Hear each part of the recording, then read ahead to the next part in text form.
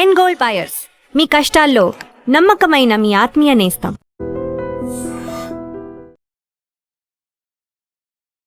Hello viewers, welcome to iDream media.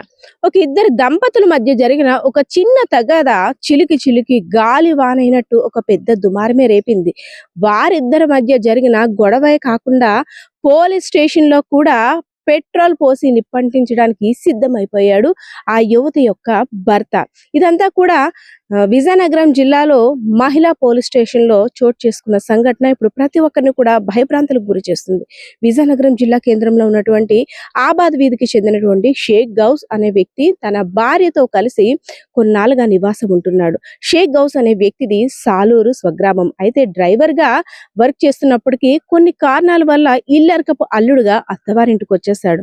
So అత్తవారింటి దగ్గరే ఒక ఇల్లు తీసుకొని కాపురం పెట్టాడు. తరచూ ఎప్పుడు కూడా ఇద్దరు దంపతులు గొడవలు పడుతూనే ఉన్నారు.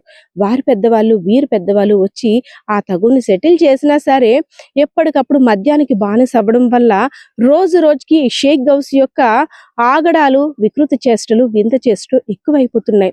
ఇద్దరు పిల్లలు కూడా చిన్న పిల్లలు, వారికి మంచి భవిష్యత్తు ఉంది. నువ్వు ఇప్పటి నుండి తాగి తందనాలు ఆడితే వారి భవిష్యత్ ప్రశ్నార్థకంగా మారుతుందంటూ ఎవరైతే తన భార్య ఉన్నారో కుటుంబ సభ్యులందరూ కూడా తనకి నచ్చ చెప్పే ప్రయత్నం చేశారు.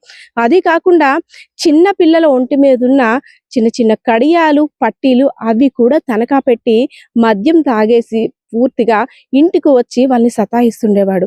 ఆ వేధింపులు తాళలేక తన యొక్క భార్య టూటౌన్ పోలీస్ స్టేషన్కి వెళ్ళి కంప్లైంట్ చేసింది. నా భర్త రోజు తాగి వచ్చి నన్ను కొడుతున్నాడు, అంతేకాకుండా పిల్లల వస్తువులను కూడా తనఖా పెట్టేస్తున్నాడు, మాకు నిలువ నీడ లేకుండా చేస్తున్నాడు, కాస్త బుద్ధి చెప్పండి అంటూ పోలీసులు ఆశ్రయించింది. ఇంకా పోలీసుల దగ్గరికి వెళ్ళి ఆ మాట చెప్తుందో లేదో వెంటనే నా మీదే కంప్లైంట్ ఇవ్వడానికి వస్తావా అంటూ కూడా తన మీద పోలీసుల ముందే దాడి చేశాడు.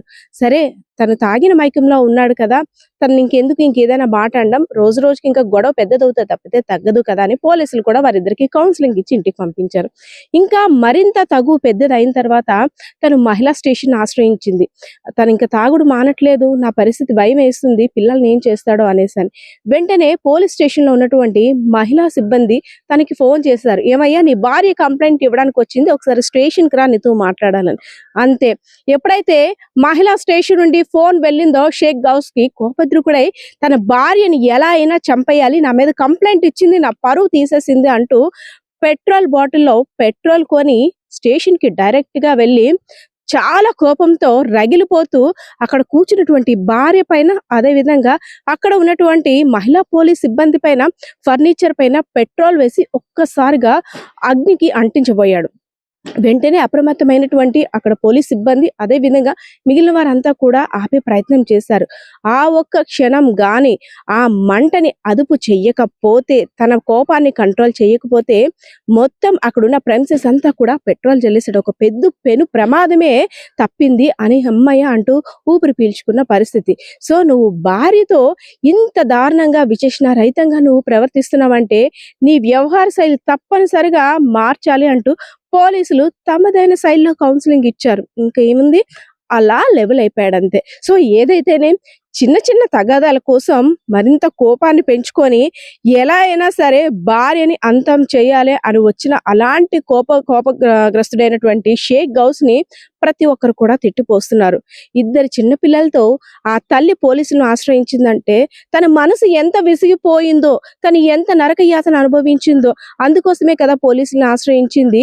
నీకు మంచి చేయడం కోసమే కదా, రేపొద్దున నువ్వు మారితే తన బిడ్డల భవిష్యత్తు, నీ భవిష్యత్తు అందరిది బాగుంటుందనే కదా తన పోలీసులు ఆశ్రయించింది. ఎంత చెప్పినా తనైతే మాత్రం వినే పరిస్థితిలో లేడు.